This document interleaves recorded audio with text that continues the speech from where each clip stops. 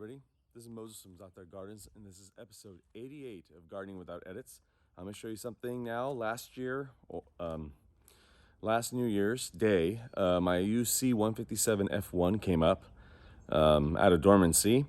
And this year, it was a little bit later. I noticed it today, but let me flip the camera around. But it probably came up about, I don't know, 2 to 3 days ago. A lot of the leaves from the apples, you can see it right here.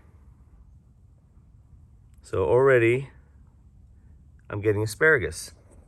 For level, if I can. Just amazing variety. It loves the heat, so my purple varieties I removed. They don't like the heat as much. They were delicious. They just didn't like the heat. So this green one, I have a lot of videos about this. Some of my first videos on YouTube are about this variety. But I'll link some videos right now.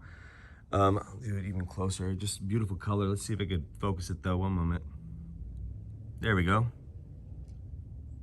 Pretty amazing, huh? Already. Nice and sunny. And Lulu's pointing. This is where we think she's part pointer. Or she's hurt. I don't know. Lulu, are you hurt? No? Look at her glisten in the sun. So, I hope your guys' 2022 season is going to be rocking and rolling here pretty soon. All you gardeners out there. Doing really well. Let's see that I can zoom out so you can see how everything looks. Finally, I was going to do a video a long time ago. This is the Genetique plant, or the green sour Persian plum. I'll link a video with this as well. It's finally going dormant, the leaves.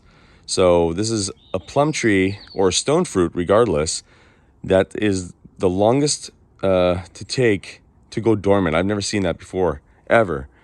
The kumquats are doing really well. That's my sons, and I'll just pan over. A lot more to the garden than this. I'm just showing everything I got. There's the Satsuma. All right, everybody. Happy gardening. Bye.